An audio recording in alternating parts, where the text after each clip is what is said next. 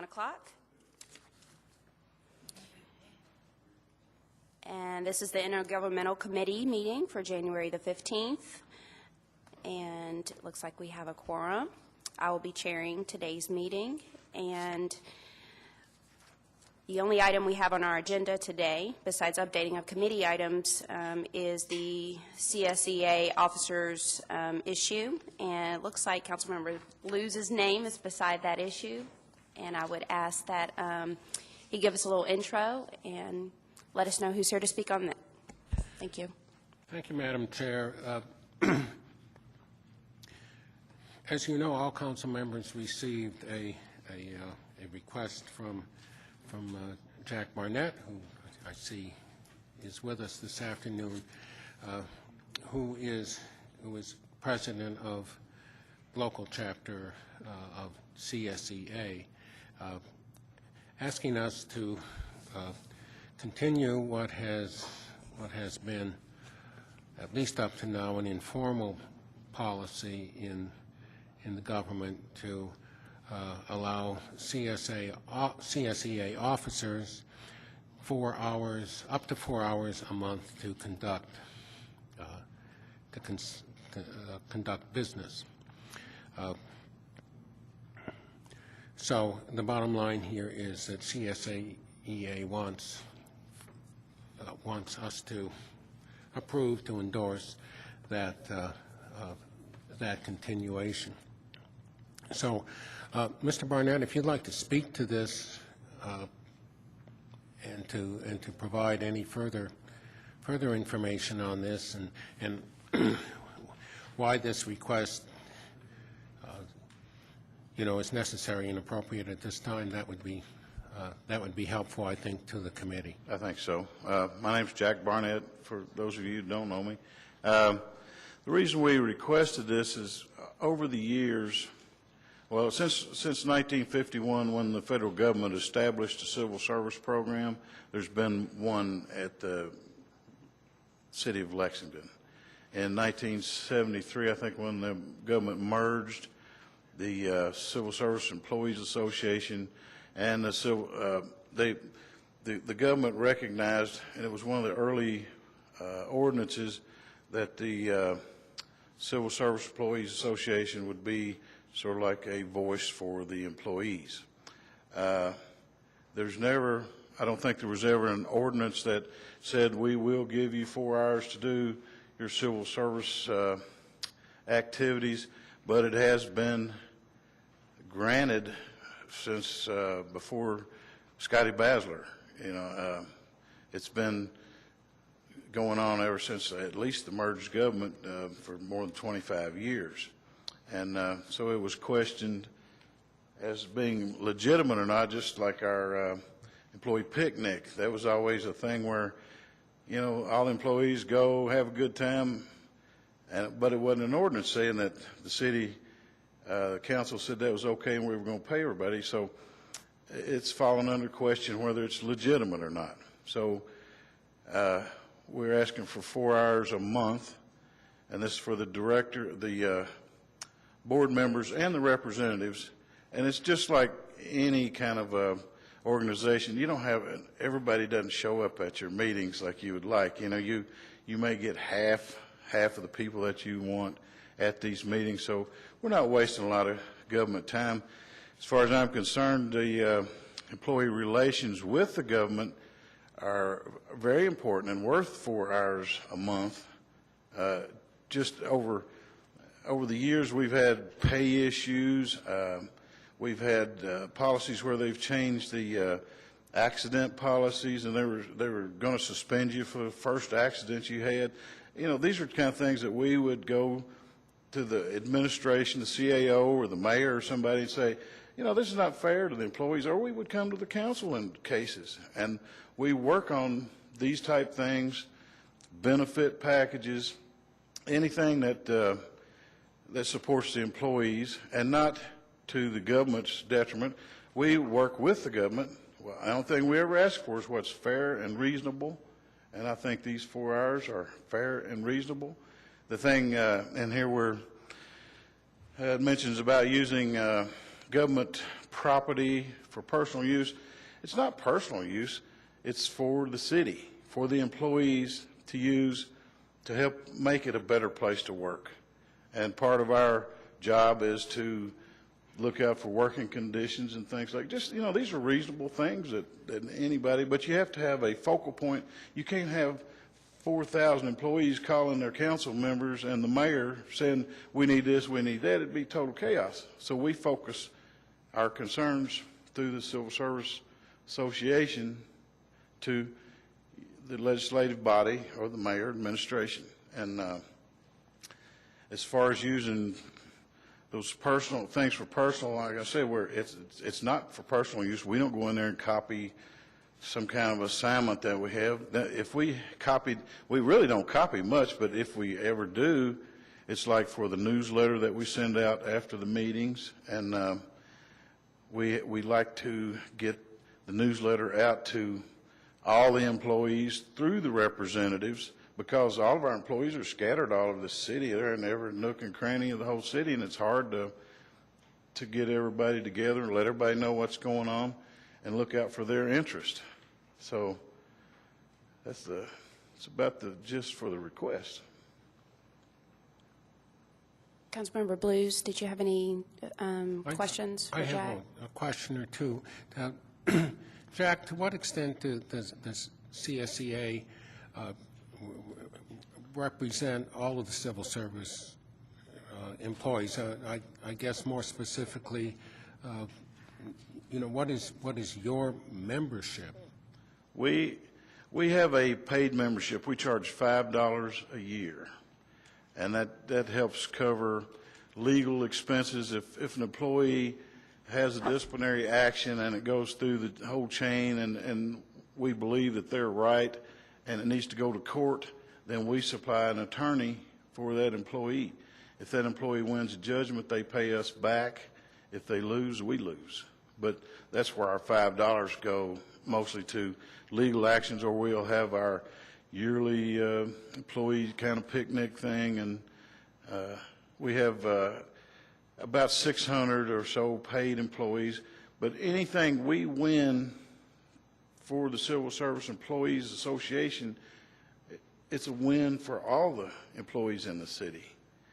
And that's the way we look at it, that we look at, we represent them all, whether they're paid members or not. There's just, if you're a paid member, you can ask for an attorney or something like that. But if you're not a paid member, then we can't help them. But they do receive the benefits that we try to get for everybody. Like our pay equity thing we've went through the last few years. That's an effort on CSEA and working with the administration and the council. Council was behind us 100%. Most of the time, the council's behind us on everything we do. I don't think we've asked for anything that's unreasonable. And whenever we have a tough call, I always feel confident the council's behind us. And you all always are, because, we're the employees. We make the city run. And I think it's like any organization. You have a few weak links here and there. But as a whole, when we have natural disasters and things, the employees are out there taking care of it. They're collecting the garbage, keeping the sewer lines open, doing the work that other people don't want to do. So I know the council's always behind us. So what you're suggesting is that you have 600 in your membership, but that in an informal, de facto sense, you represent all of the Yes, sir. the civil service employees in government. What happens then when somebody who's not a part of your membership comes to you with a problem or an issue? We have employees that come to us. It's generally a disciplinary problem, and we investigate it just like Human Resources would. We would go to our source in the division or wherever, and it doesn't matter if they're a paid employee or not. We try to do what we can. If we see that they're at fault and they really should be terminated or given days in the street, we say, we're sorry. You got what was coming to you. But if they were treated unfairly, through some kind of personal vendetta or whatever, and we can prove it, then we stand behind them. We have some people that are in litigation now that our money's paying for their attorneys, and some of them are paying us back as, like from their jobs as they go. But it's, whether a member or not, we do what we can for them. Well, thank you. Next on the list is Councilmember Stinnett. Thank you, Chair. Jack, thank you for coming today. We appreciate the information you've given us. A couple of questions for you. Can an unclassified civil service employee be a member? No. So they have to be You have to be a full-time civil service. a classified employee, okay. And how many years did you say you all have been meeting at the 4 hours a month? At least 25 years that I know of.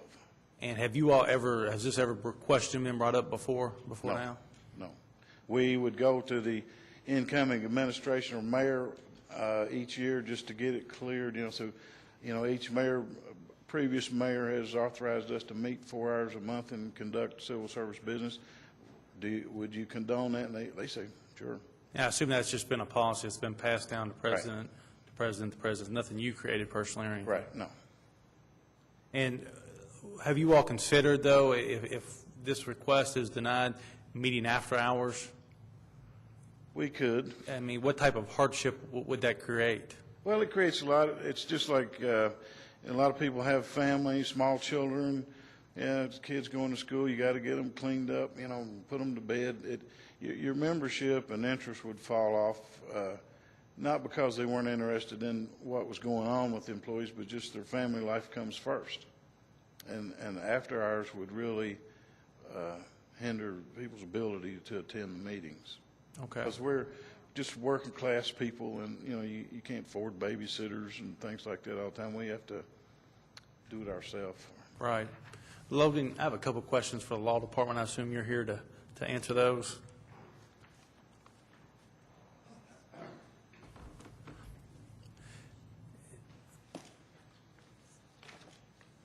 I assume, is this the first time the law department's ever examined this issue that you're aware of in your As staff? far as I know, You know, I don't know that we are, I don't know how thorough a record search we did, but I'm not aware that the law department has ever made a issued opinion on this. Don't know that they've been asked, frankly.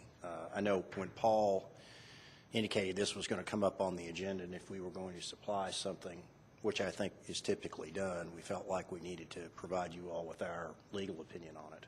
So basically, if someone 25 or 30 years ago just decided that the mayor would have the authority to grant them a 4-hour meeting window monthly, Right. and it was never investigated, as far as your department knows, from a legal standpoint. It's been more of a policy decision. That's correct. And Much you can, Councilmember Stinnett, to the, Mr. Barnett mentioned the employee picnic and the 4 hours that had been given off by executive authority before. And as I told you at the council meeting that night, it is my opinion that the mayor does not have that authority. Only the council would have that authority. well, let me ask you this. We do have a collective bargaining employees in LFUCG, namely police, fire, Right. and corrections. Would they be allowed to have a meeting because they are collective bargaining employees during the middle of a workday? Mr. Allen is here. I'm not that familiar with the collective bargaining agreements. He helped negotiate them. He may know. I'm not sure. And do they have meetings? I mean, I know they do meet. Do they meet on work hours? No, they don't. To the best of my knowledge, it's always after work, but it is part of the collective bargaining agreements, council member.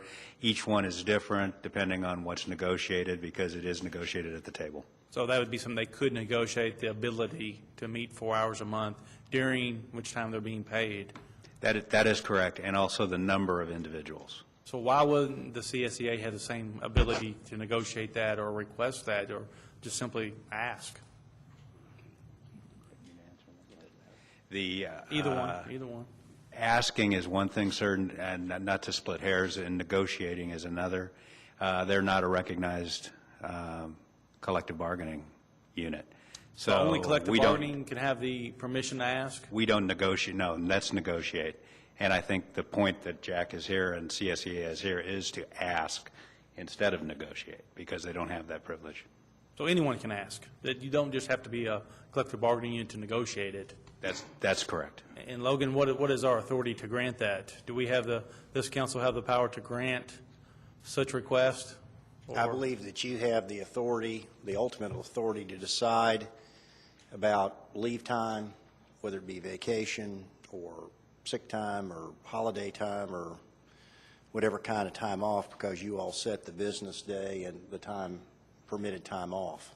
But I guess the last line of the legal opinion is that we should not request that. That is the legal department or the law department's opinion. That's correct. And give us some of those reasons why, so everyone can understand where I'm coming from here. Well, there are 2 or 3 reasons. One is that you're not granting any other groups the authority to have paid time for meetings. That's the first one. The second one is as you all are aware, the legislature, the General Assembly, has mandated that we have collective bargaining with our police, fire, and corrections employees, which we do. Those are the only groups that are authorized or that we are required to negotiate with, and those groups that have been properly designated by those various employees are their authorized representatives. You do not have that situation here. This is not a group that has been recognized officially by the government. They are not a group that's legally representative for collective bargaining purposes, and until the General Assembly indicates that collective bargaining is required, and as you all are aware that, and I think I've indicated in my letter that there have been efforts to try to require collective bargaining for municipal employees, which have been unsuccessful in the past. So it's my feeling that and the law department's feeling that it's best that we not grant various groups special rights that nobody else has. All right. Thank you, Chair. Thank you, Councilmember Stinnett. Next is Councilmember Blevins. Thank you, Chair. I'd just like to comment a little, I guess. In private industry, we usually handle these kinds of things on an informal basis. When I was in management, an employee such as yourself would come and say, I want to go volunteer at school, I want to do anything. We'd usually just work it out where you could make up the time another time. So I would imagine that most of the folks watching this are sitting out there scratching their heads wondering what we're talking about. So I want to net it out. The 2 things that I think I'm hearing are a request for use of facilities, copiers and the like, as well as paid time for time to meet together and do things. So I want to treat those a little separately. The use of facilities and copiers seems like a reasonable request to me. We do this for Weight Watchers is another group that I'm thinking of. I would think, Joe, is that a possible thing? We could just issue a CAO policy or something that says, yes, reasonable use of copiers and facilities is granted to all employee associations as long as it's reasonably done. That just seems like common sense to me. Joe Kelly, can you please go to the mic? Thank you.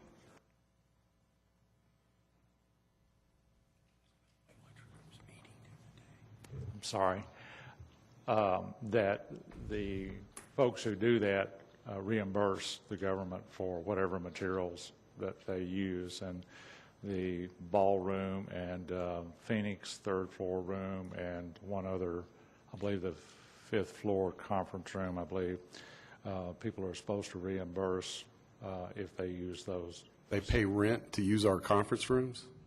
Is that what you're telling me? That's what's in the policy. Wow. Okay. I would love for you to review that policy and inject a little common sense into it. All the policies are in the process of being reviewed. Thank you. That would be wonderful. It seems to me that we want to encourage activities like Weight Watchers, like CSEA. All these are smart, good things for us to do. And it's not that I want to give away government, access and so forth, but goodness gracious, everybody else on the planet's looking at us going, what are you doing? This should be a no-brainer. So if you could review that policy and change it, I would greatly appreciate it. We're in that process. Thanks. So that's the first one. The second part is, though, about paid time off. And I can tell you that when I was in private industry, both as an employee and as a manager, it was highly resisted to give paid time to do an employee's choice of activities, whether it be Weight Watchers, CSEA, volunteering at schools, what have you. So I would be reluctant to do that here, even for CSEA, given even the special status that association has. That said, I think, however, there's another common sense approach here that we use in private industry all the time, and that's flexibility with your manager. And Mr. Allen, I would hope this is a part of our policies, but I would have to believe that, say, his manager, if he needs to go to a meeting with CSEA, if there's enough notice and agreement that at 2 o'clock next Thursday I need to go do this, would it be okay if I do that and then make up the time another time? I have to believe we're flexible enough to allow that in this government. Is that the case? Am I correct in assuming that our managers have that kind of discretion and flexibility? Council member, it depends on the division. All divisions have a certain amount of flexibility as far as scheduling their employees, yes. Well, I would think that we could handle it that way. That we've got lunch period as a time that we can trade time. I think as long as you work with your management, you should be able to make all these activities work within the business day, avoiding the issues you were talking about with families and so forth, and yet still get your business done. This is the way we handled it in private practice, and it works great. It allows for all people to be treated equally, whether it's Weight Watchers or CSEA, and it seems like a reasonable compromise to me. So that's what I would ask us to consider. Lastly, I just want to say that it's a little strange for an organization that we're being asked to support is actually funding legal action against us. I would encourage you to go rethink that policy, or at least consider how that puts us in an awkward position that we're actually supplying you with supplies and so forth and a place to meet so that you can turn around and sue us, is how somebody might net that out. So just think about that, and I would hope you'd consider a change in that policy. That's all I have, Chair. Thanks. Did you have a response, Mr. Barnett? You step to the mic. The reason that it seems kind of strange, but we recently had an employee that was terminated for not all the right reasons. So that person had the right to litigation. And it turns out that the city had paid that person, due to this action, their back pay and things like that. One of our main jobs is to make sure that the civil service laws are not violated. And sometimes when people come into government, it takes a long time to get the concept of the civil service, keeping politics out of the employment section. And they don't like it because it does tie your hands. If there's an employee that you say, I'd really like to get rid of that employee, well, it's not as easy to just say, pick up your check Friday, we don't need you anymore. There's a process, and it was developed by the federal government and Congress to protect government employees. And that's one of our main focuses, is to protect the employees under these violations. Okay, thank you. I just want to give you that opportunity. Chair, I'd like to respond to that since he has. I would say that you've crossed the line when you go from advocacy to paying for their legal representation. So I don't want to raise this issue. If we talk about it more, I will. I think you all need to rethink the policy of funding those lawyers, because I suspect you've crossed a major line there. That's all I'm saying. Councilmember Beard is next on the list. Thank you, Chair. Jack, at the time of the substitute picnic that CSEA held out at Jacobson Park, there was a table set up, and there were brochures handed out by and I couldn't string together all the letters and don't even know what they stand for, but a group that does function as a bargaining unit for government employees, and maybe not in Kentucky, but somewhere. And Michael, maybe you are familiar with this organization. Do they function in Kentucky, or how do they function in Kentucky if state law doesn't allow them to function in Kentucky? That's my point. It's a federation of state, county, and municipal employees. So they have a presence in Kentucky. I don't know whether they are the bargaining representative for anyone in the state of Kentucky. Okay. And probably we would just as soon it stay that way. I'm wearing a management type hat for the moment, but at the same time, I don't know that we want to create an environment here in the city that pushes the CSEA in that direction. And, you know, it's a fine line, again, as Councilmember Blevins discussed, as to how far we can go in aiding the CSEA. I've been a supporter of the CSEA myself personally. I think it's a good organization with good people running it, and I've been impressed with that. But at the same time, you know, we have to, like the question with the attorneys, for instance, well, we do have to look at those things maybe under a stronger microscope than others. I would hope that some type of a compromise could be made where we could have happy campers on both sides of this, and would work toward that and be glad to work toward that as far as the council is concerned. Thank you. You're welcome. Councilmember Blues. Thank you, Madam Chair. I think from what I'm hearing of this discussion is that the council members are probably reluctant to try to address this situation by ordinance, but we do have an interest in making sure that, you know, that employees have a good channel of communication with with employees, with managers and supervisors, and I'd like to pursue for just a second what those, you know, those avenues are, and what the you know, what the blockages might be, or the sticking points, and maybe Mr. Allen, you could just summarize what you know, what an employee's recourses are when, you know, there's a problem, an issue, you know, some kind of grievance situation. And then, Mr. Barnett, if you could answer the second part of that question, where things from your point of view go wrong and what kind of remedies are needed.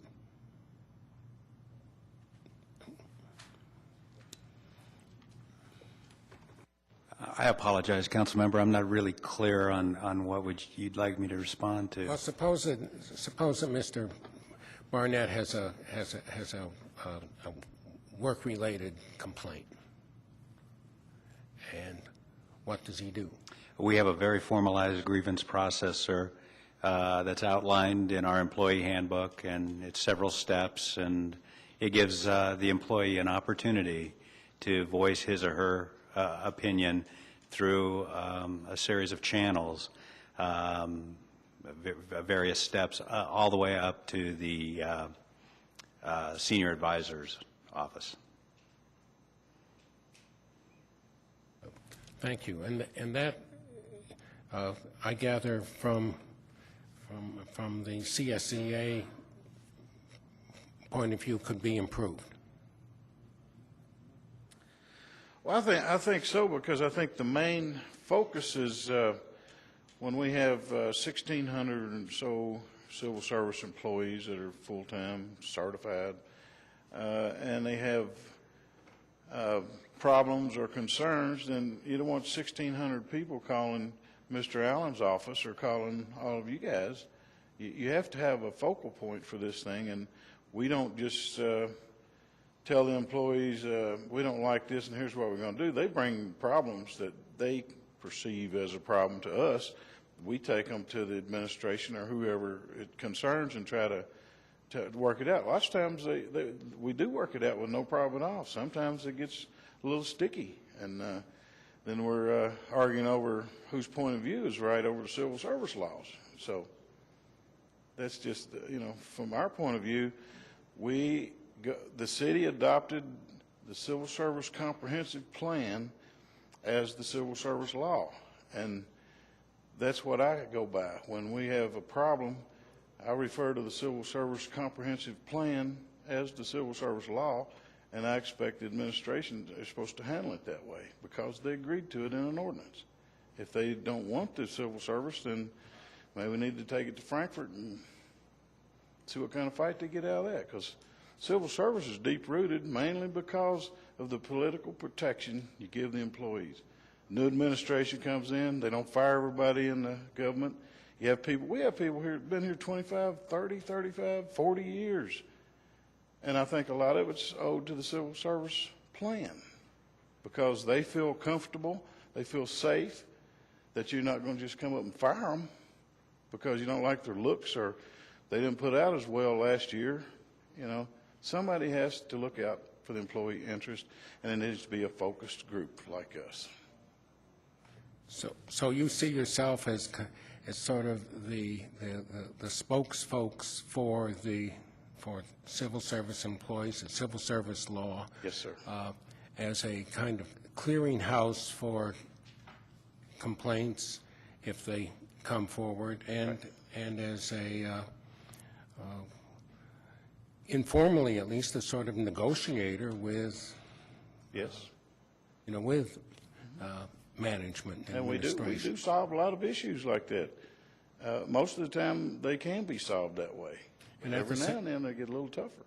And at the same time, however, we're in the situation where CSEA is a voluntary organization formally representing 500-600 dues-paying members. Right. And has no formal relationship with LFUCG, no. Although a kind of traditional or sort of tacitly understood agreement, which our law department says really puts us in a difficult position if another similar organization wanted the same, the same privileges, and that's our situation. I'm hoping that the question of finding time for meetings and for conducting CSEA business could be worked out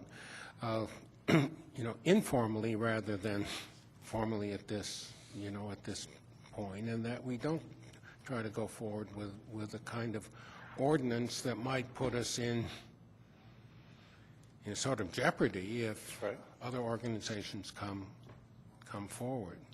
It's the way I kind of looked at it over the years, even though it's not an ordinance, it's like we're not an outside agency. We're employees. We work for this government. We are the government, just like everybody else that works here. We're not like asking if we're some car club down the road and we want to use city equipment.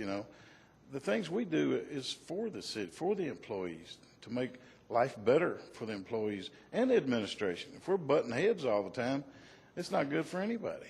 But as long as we can negotiate, talk, settle, however we work out the time is fine with me. But, just they're more or less saying, no, you don't have the time. You're going to make your own time. We've been doing it for 25 years or longer. It's sort of like the rights of adverse possession on a piece of land. If you let somebody use it over and over and over and over, the court says it's yours if you want to claim it. So, and we've been granted this permission for all these years, and then all of a sudden, maybe we're making too much of a fuss and, things aren't looking good, so they don't want us to have this time to be able to talk about our problems. But these problems have to be talked about, or it's just going to come in your lap more often. Well, I think that's, that since you did, raise this, this issue and asked for, in a sense, an extension of a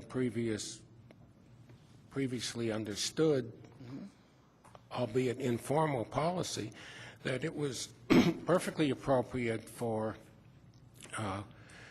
for the council and, and for the administration and the law department to, to review the history of it and to give us the best advice on how we might respond to it. And so, I think that Mr. Askew's letter has shown us some obvious difficulties with, on the one hand, with extending the, the informal policy, and on the other, with attempting to codify it. So what I'm hoping is, and I would echo Council Members Beard and Blevins here, is that we can go forward in, an informal way, that maybe there are ways, and I stress the word maybe, that working out with, with management and administration on a case-by-case or individual basis, that maybe sometimes can be granted that would be at X time that could be made up at Y time, so that it might be convenient to meet during working hours, although those hours would have to be returned in effect. Right. But as I say, I don't detect, unless I'm mistaken, a sense that we should try to resolve this by passing a new or recommending a new ordinance. So, thank you, Madam Chair. Thank you. I have 2 council members remaining on my list to speak, Councilmember Crosby and then Vice Mayor Gray. My question is actually for Mr. Allen.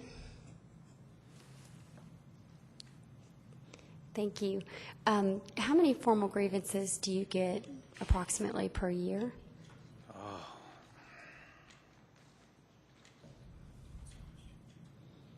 Council member, I would have to double check that number before I would feel comfortable in just, spitting one out. But the grievance process is a full-time process for one individual in my department in employee relations. That's pretty much all she does all the time.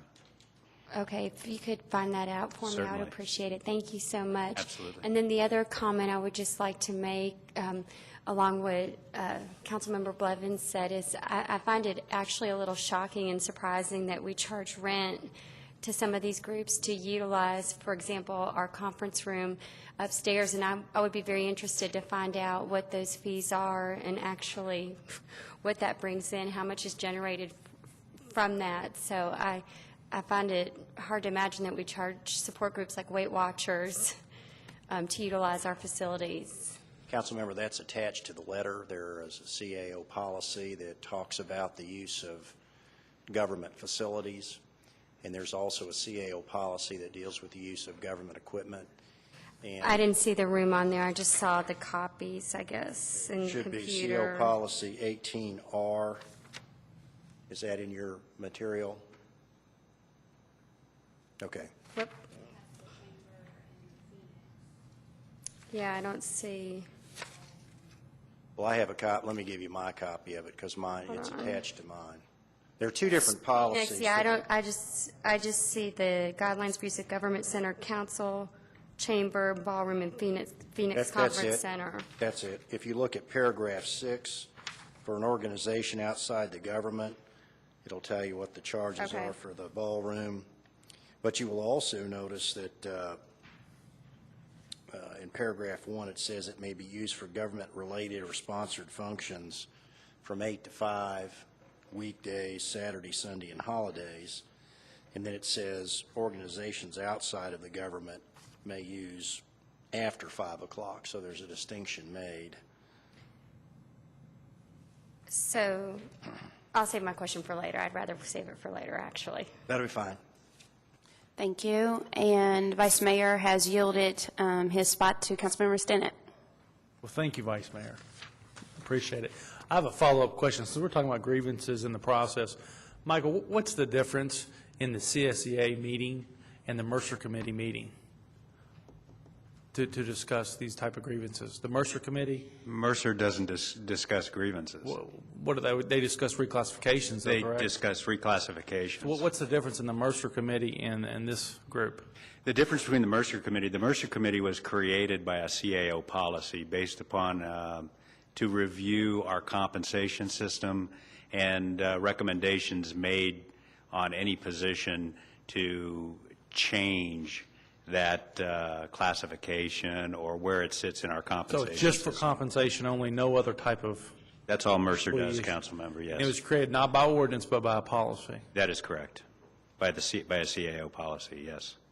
The grievance process is different depending on, depending on whether it's under a collective bargaining agreement, which is then, an itemized process. Right. Or which is kind of unique, and I think to Jack's point, because we are under the guidance of the statute, the civil service statutes, we have a grievance process, and that's normally, again, to his point, dealing more about discipline.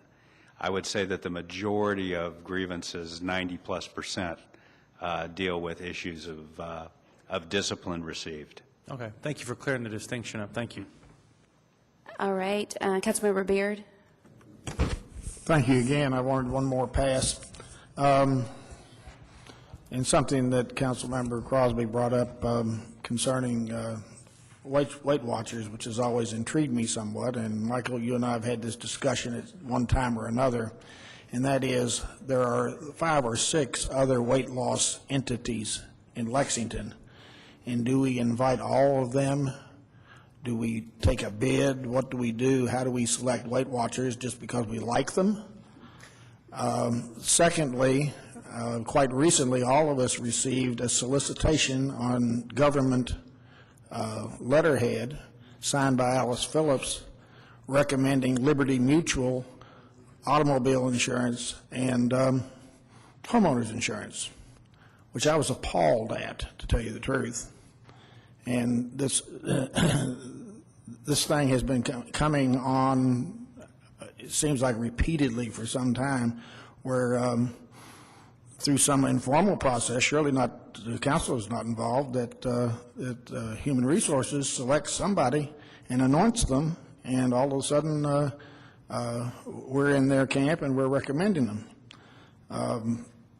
This is a little off the subject, but not totally, and I guess really the point I'm trying to make is that we're selecting this issue to be ultra strict about, and we're extremely, in my opinion, loosey-goosey about the other. Thank you, Vice Mayor Gray. That's just illustrated why I yielded to you, Councilmember Stinnett. Councilmember Beard just, after listening for some time, illustrated what I was thinking. And it looks like Mr. Kelly has an opportunity to address that. I'll yield to Mr. Kelly. Thank you, Vice Mayor. I just wanted to say, I think, I want to make absolutely sure, but I think we have a contract with the Weight Watchers folks, and we don't charge the Weight Watchers folks. If someone is here providing some program that has been deemed appropriate to offer to our employees, then that would be a different circumstance. The intent on charges relative to any services that are provided, and that could be facilities or copiers or whatever, we're trying to avoid subsidizing organizations that aren't necessarily providing a service to our employees or to the government, and that has been approved by someone within the government. It is an ad hoc endorsement, is it not? If somebody was to look at it from afar. I think if you're talking about the Weight Watchers, it's my understanding that an RFP was issued, and people were offered the opportunity to apply, submit an RFP. The other entities? Yes, sir. I would assume so. I had asked that question once before, and I was told no, but that's. Weight Watchers. And this was a couple of years ago. Weight Watchers did submit a proposal, and they were selected to provide the service. So we're getting kind of apples and oranges here on the topic, I think. Well, not really, because my point is, again, the strictness of how we want to apply the rules to the CSEA, and what I see is maybe a more relaxed approach towards some of these other activities. No, I understand it's not specifically on the CSA question in and of itself, but it's on the route we take, I think, that I'm discussing. Yes, sir. Thank you. Thank you, Vice Mayor. Yeah, Did you have more, Vice Mayor? please. So just to confirm the history on this, I'd like clarification. Did the administration, I've read these emails and so forth, but did the administration deny the CSEA meetings as a paid time activity? No, when we first asked our mayor about it, he was in agreement with it. Charlie Boland was working with him at the time, and they were supposed to put together a letter to the agreement that we can use these 4 hours a month to conduct the CSEA business, and we never got a copy of the letter. So it was agreed to at that time, but no hard copy ever came out. So so then the question was presented to this committee through CSEA, is that correct? Yes. Okay. So, if it's appropriate, I'd make a motion that we ask the administration to consider all the comments that have been presented today and urge the administration to use its discretion in making a management decision on this, which seems to be consistent with what most have suggested. We've got a motion and a second to ask for administration a written statement. Please clarify that. I'd just like to, I think the administration needs to consider it based on the past protocol. There's been a letter from past mayor or a memorandum from Mayor Miller that's in the documents that we're looking at here. But I'm thinking through the motion right now. The way that I characterized the motion, the way that I structured it first was that the administration consider the issues and exercise management discretion in its decision. Sure. So the motion is to, for the administration to consider, and it's got a second. I'll ask a question. I just, consideration resulting in what is what I think I'm looking for. What's going to be the end result of the consideration? How will we know what the response is? Administration's decision. They would inform us of what the administration's position is on this issue. Okay. If the administration's position is through the law department, well, I'm asking that it reconsider it then. Okay. Is there any discussion? Based on the presentations and the comments today, the protocol and the history and the protocols that have been exercised before, that this seems to us like a management decision and not a legislative decision that should be implemented through ordinance. Okay. Well, let me, I think I understand what you're suggesting. However, the opinion of the law department's not going to change. Now, I've not had a discussion with the mayor about this, so I don't know what, what his position is going to be. If he decides that he doesn't want to take the advice of the law department, that would be up to him, just as it would be up to you as well. If you decide that you want to go ahead and, by ordinance, allow the 4 hours for these certain employees to have time off, paid time off.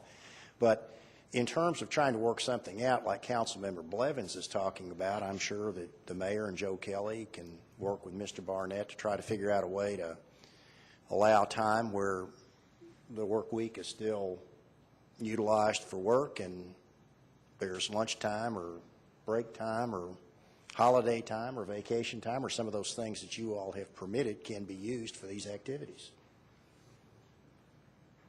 Motion and a second. Any further discussion? Councilmember Blues, then Councilmember Blevins. Thank you, Madam Chair.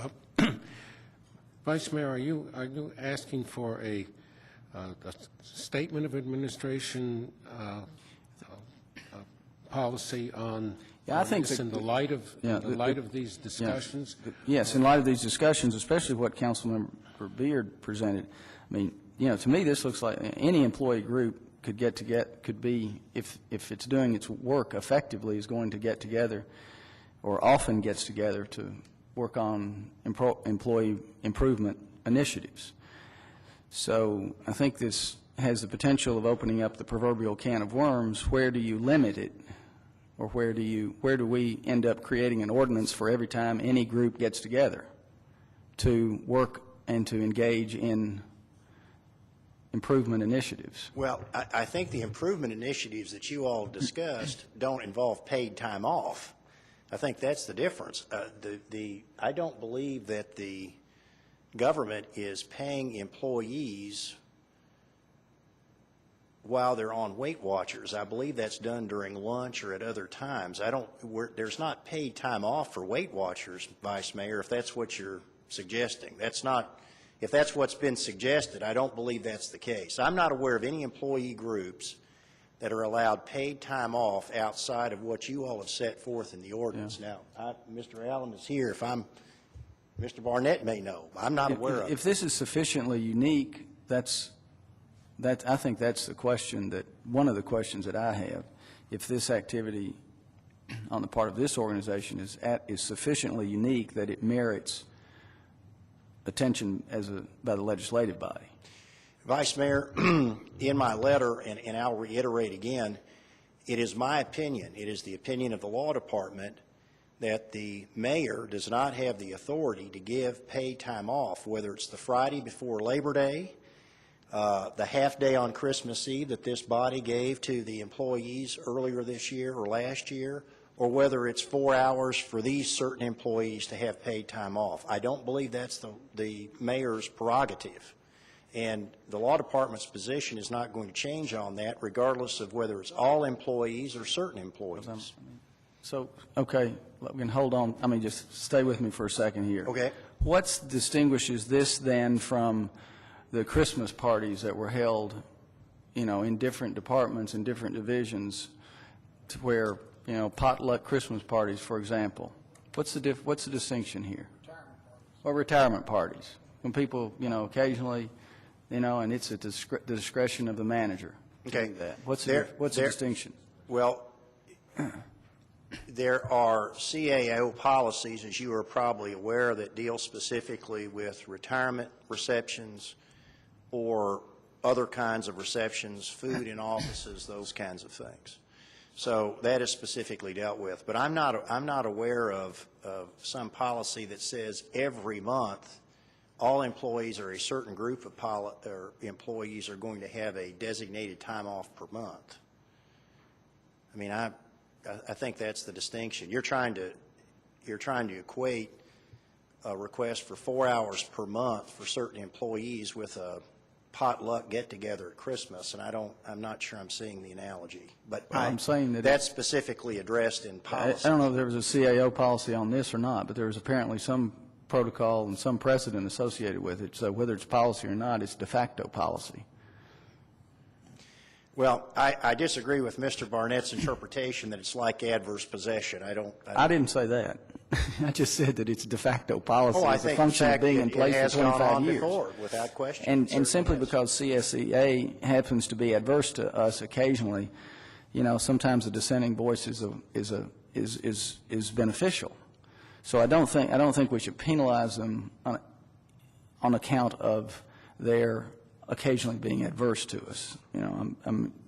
Whether or not.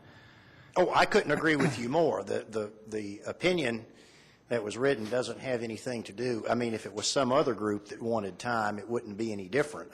This opinion is consistent with what we indicated to you with respect to the 4 days off before Labor Day for all employees. Okay, the motion is still there, and I believe we need to. Is your question related to the motion? All right, go forward. Thank you. Vice Mayor, I'm going to have to oppose this, and the reason is that I think we have the tools we need to address this situation. We've already discussed them. The first tool is, and Joe Kelly, if I took your nod of agreement, that you would go look at this policy about copiers in room and make sure that our own employee groups are encouraged and able to use our own facilities. That's just common sense. So that seems like a check mark to me. And the second management tool we have here is that any employee can come in early, leave, or modify their lunch hour, work with their management, and any employee can make that happen. The last thing I want to say is that I don't want to pick on Weight Watchers. I just use that as an example because those employees do use their lunch hour to do exactly what these folks are trying to do as well. There's no penalizing anybody. I'm trying to achieve equity. Any employee group should be able to use our facilities and meet on their own time, period. That's what everybody in private industry does. I can't see why we would ever want to legislate anything more than what we have today. So that's all I have to say. Okay. Beard's on the list, and then Councilmember DeCamp. And just very quickly, if I might, I'm a little conflicted here.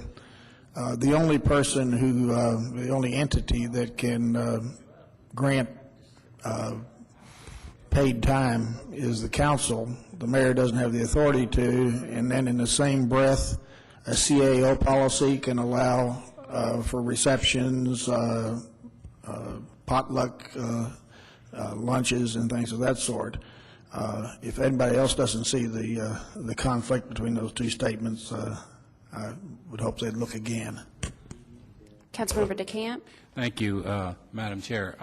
I again reiterate that I do second, because I think what the Vice Mayor has put forth as a motion is exactly what we're talking about, Mr. Blevins. And I think I agree with you that it can be worked out, and I think this motion gives us the ability to work this out from the administrative point of view, and we will certainly know about it one way or the other. So I think we should go ahead and vote on this motion. I think it's doing exactly what needs to be done at this time. All right. Yes. Councilmember Stinnett. I just want to clarify one thing. I think, Logan, you said there are no employee groups that meet and are paid. Is that correct? There is one. The Mercer Committee does meet, in fact, and are paid, correct, Michael? And that is a group that is created by the administration on a policy basis that is recognized as being paid and sitting here and working sometimes for, as I understand, for a day or 2 days they meet. Is that not correct? But it's more than 1 hour or 4 hours a month.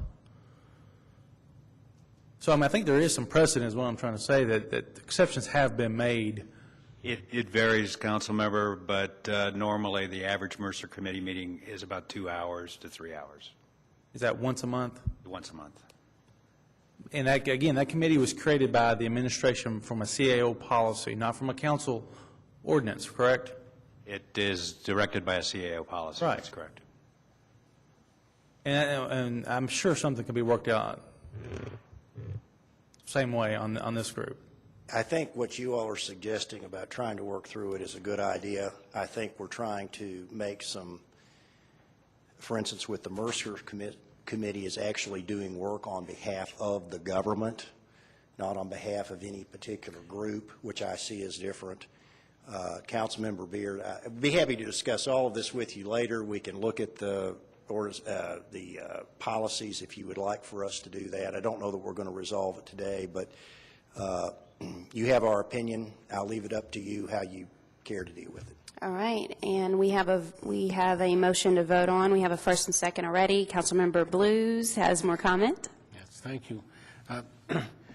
It does seem to me that since we've brought this up afresh, so to speak, and the administration, or at least the legal department has said, we really need to look at this anew.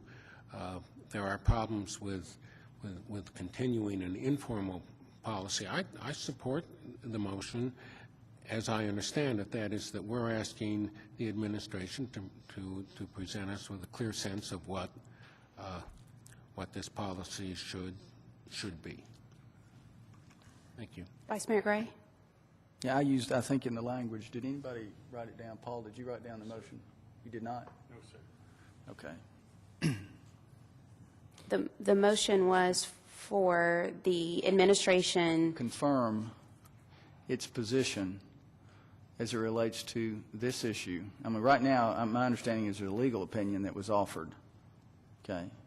And the legal opinion doesn't necessarily deal with the operational protocols, the operational issues. It deals with the legal issue of whether or not 4 hours of time can be allocated to this group absent legislative authority, right? That's the first part of it. The second part has to do with the use of facilities and Right, equipment. okay, which is what... Contrary to what the current Council- policy is, yeah. Which is what Councilmember Blevins suggested Right. that we try to work out. That's what my motion is designed to do. Right. And just to be clear, this opinion was not prepared at the request of the administration, it was prepared at the request of the committee. Right. So, I mean, as I say, I haven't even discussed it with the mayor, but So this is the what opinion's this, not going to be any different for him than it is for you. yeah, and this is what this motion is designed to do, is to encourage the administration to look at it on the basis of history, precedent, protocols, and so forth, and the administrative application of it. Jack Barnett, if you'd like to speak before we vote. I just wanted to enlighten you on one issue they're saying on this away with leave. They want to give us leave time, like we're going fishing or something like that. It doesn't like, the AWL is if I work in streets and roads and there's an asphalt conference in Louisville, I get AWL time to go to that conference. Our business is city business within the city, but it's employee business with the administration. So the AWL time really doesn't apply. If I come down here to address the council and I'm here 3 hours waiting for my turn, do I have to apply for AWL time? No, I'm still on the clock. I'm doing my job. So. Okay.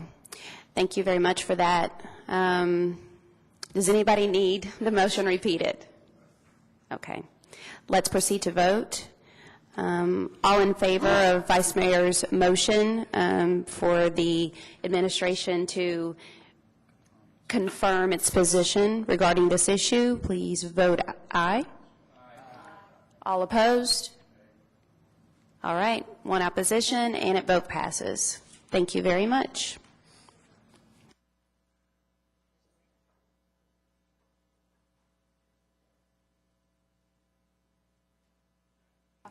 Yes, step forward, please. Sorry, I had to check protocol. Do I have to state my name? Yes, please. Okay, my name is Debbie Taster, and I'm the treasurer of the CSEA. And you all, they say that we're not recognized, but I've got a resolution that says a resolution relating to recognition of employee organizations by the Lexington-Fayette Urban County Government, Resolution 18174. So to me, we got incorporated in 73. This ordinance, this resolution was made in 74, and as far as I've been here since 1990, and I have been involved in this CSEA, and we've always got 4 hours off. And I mean, we don't really take a full 4 hours because most of the time we go for our lunch hour and maybe stay a half an hour over for the two meetings that we have a month. We have one on the first Wednesday and one on the third Thursday. So really, we might be using maybe an hour of the Lexington-Fayette Urban County government's time. And that's really not too much to ask, I don't think, because sometimes when you go weigh in at Weight Watchers, you go weigh in and then you come back for your meeting, and sometimes it's a little bit over an hour. So I don't understand the difference. Okay, thank you for that. Hopefully, can we keep a copy of that resolution? Can you turn that into the clerk so we can make it part of our record? And I hope that you'll have those conversations with the administration, the comments that you just made to us. Mr. Allen, do you have something else to add?